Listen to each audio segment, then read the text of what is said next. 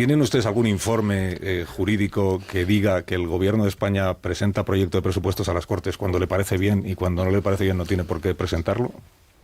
Miren, nosotros estábamos trabajando en unos presupuestos, hemos sido el gobierno en la legislatura anterior, un gobierno que ha aprobado leyes de presupuestos cada año, cada ejercicio.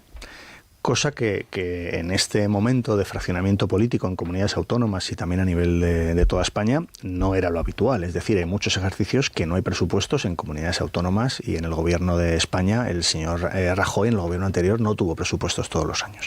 Nosotros estábamos trabajando en los presupuestos del año 24. Por supuesto, cuando nos constituimos como gobierno y empezamos a negociar con los grupos. ¿Qué ha sucedido? Pues hay 2 convocatorias electorales.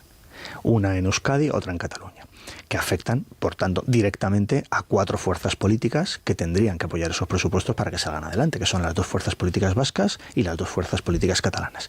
Y, por tanto, hemos leído la realidad. Es prácticamente imposible poder llegar a un acuerdo razonable en una negociación cuando hay campañas electorales que están en marcha en Euskadi y en Cataluña.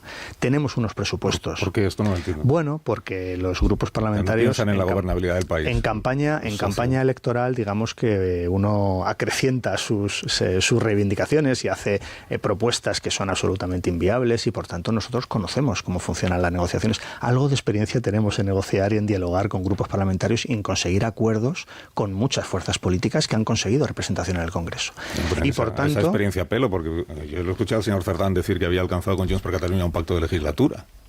Y ahora resulta que si hay campaña electoral ya no apoyan los presupuestos. Pero no es una cuestión, no es que apoyen o no apoyen, es una cuestión que nosotros sabemos que unos procesos electorales abiertos y unas campañas electorales afectan sin duda a una negociación y hacen que se puedan solicitar cosas que no son razonables ni que son viables. Pero también saben que el gobierno tiene obligación de presentar un proyecto de presupuestos. Pero mire, sí, todos los gobiernos, el nacional y los autonómicos, y es cierto que a veces no hay presupuestos. Nosotros contamos con un presupuesto que es el prorrogado ahora, el del año 23, que es un muy buen presupuesto para España. Porque, mire, estamos hablando mucho de la señora Ayuso y hablamos mucho de otras cuestiones. Bueno, sobre todo el gobierno.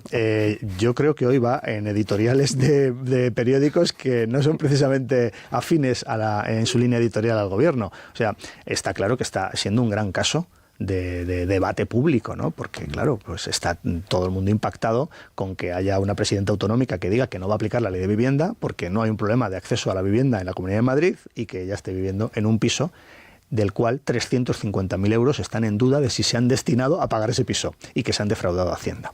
Eso es el debate público que estamos viendo. Pero le decía, el presupuesto que tenemos en vigor el año 23... Pero me admite usted que están incumpliendo una obligación legal que tiene el Gobierno de España, que es llevar un proyecto de presupuestos a las Cortes. Pero si presupuestos hay.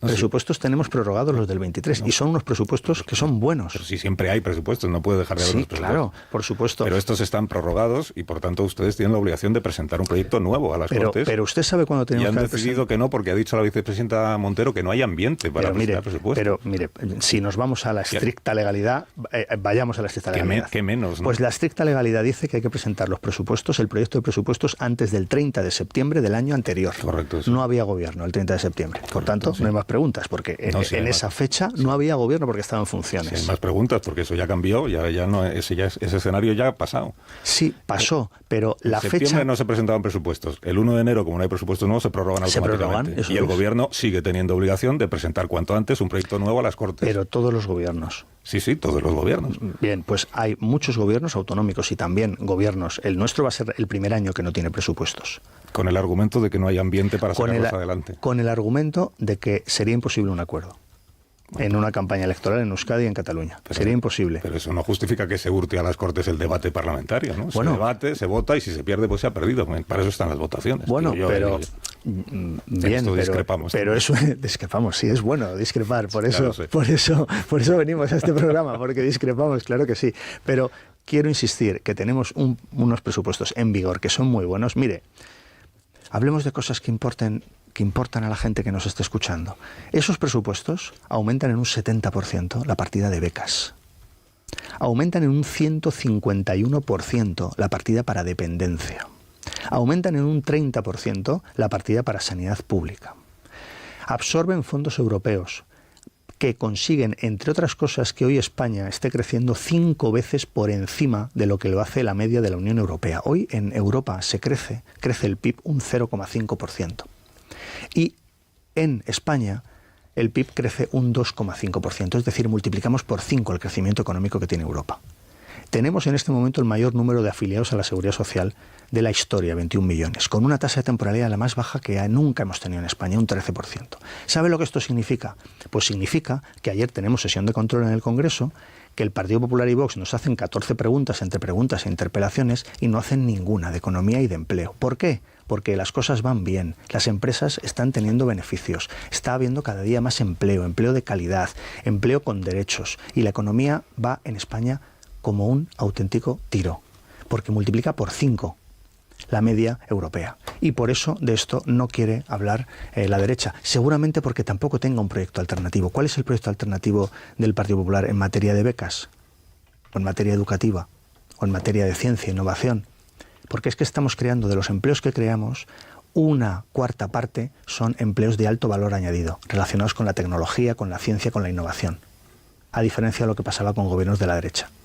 Esta es la España que estamos construyendo, una España en la que estamos trabajando en la convivencia, en la reconciliación, en que la tensión que se vivió en Cataluña se supere de manera definitiva, pero también una España que económicamente, en derechos y en empleo, está avanzando a un enorme ritmo.